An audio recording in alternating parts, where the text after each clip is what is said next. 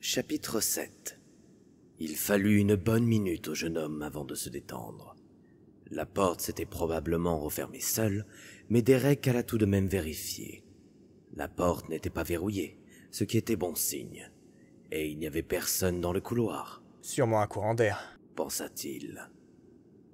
Après avoir rassuré Isis, Derek retourna fouiller les papiers. Il trouva au milieu de vieux parchemins et un post-it. On pouvait y lire « Numéro 1 ». Qu'est-ce que c'est ?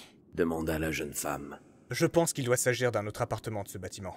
Nous devrions aller vérifier. Isis ne semblait pas rassérénée de ce choix. Pourtant, elle dut bien s'y faire, car le jeune agent était bien décidé à démêler cette histoire. Arrivés au rez-de-chaussée, ils n'eurent aucun mal à trouver le numéro 1.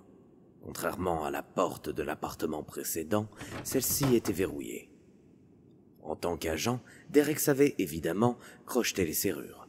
Il confia alors son arme à sa coéquipière. Au bout de 30 secondes, la serrure céda. Derek récupéra son arme, poussa la porte et entra en premier pour vérifier s'il y avait un danger. Aux premiers abords, il n'y en avait aucun.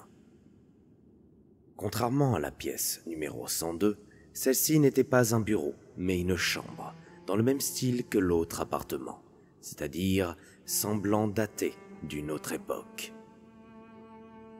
Il y faisait très sombre, si bien que Derek chercha à tâtons l'interrupteur. Il le trouva et l'actionna. Une faible lueur s'échappa du lustre. La lumière était suffisante pour laisser entrevoir une silhouette assise dans un fauteuil, ce dernier tourné de façon à ce que les deux jeunes gens en voient le dossier. « Approchez, je vous en prie. » L'homme à qui appartenait cette voix ne broncha pas d'un cil. Les deux jeunes gens s'exécutèrent. D'un simple signe de la main, l'homme invita ses invités à prendre place sur le canapé. Une fois assis, Derek ne put s'empêcher de dévisager son hôte. Ce qui l'intriguait le plus était l'immense cicatrice qui parcourait tout le long du visage de cet homme, qui, selon Derek, devait avoir atteint les 65 ans. Qu'est-ce qui pouvait bien avoir causé cela ?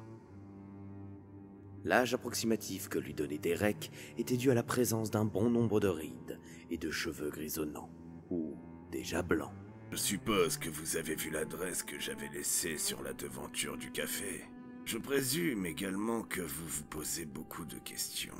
Derek constata que l'homme ne s'était intéressé qu'à lui depuis leur arrivée. Aucun regard ne s'adressait à Isis.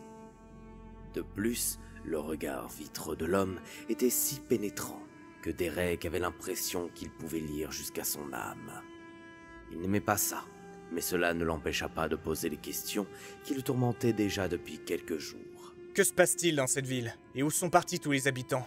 Êtes-vous réellement sûr qu'ils sont partis? Demanda alors l'homme. Il savait lui aussi quelque chose. L'intonation de sa voix semblait indiquer que Derek faisait fausse route sur ces mystérieuses disparitions. Je ne comprends pas.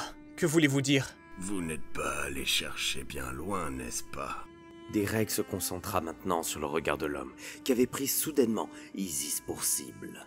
Sauf que cette fois-ci, il était terrifiant.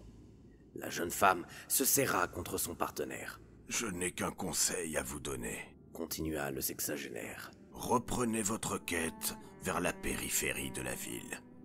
À présent, partez. Votre temps est compté. » L'homme rentra dans un mutisme total, ce qui décida les deux jeunes gens à repartir. Alors qu'ils se dirigeaient vers la sortie de l'immeuble, Isis glissa à l'oreille de Derek. « Vite, partons d'ici. J'ai un horrible pressentiment. » Derek acquiesça et indiqua à la jeune femme qu'il retournerait à l'appartement pour se restaurer.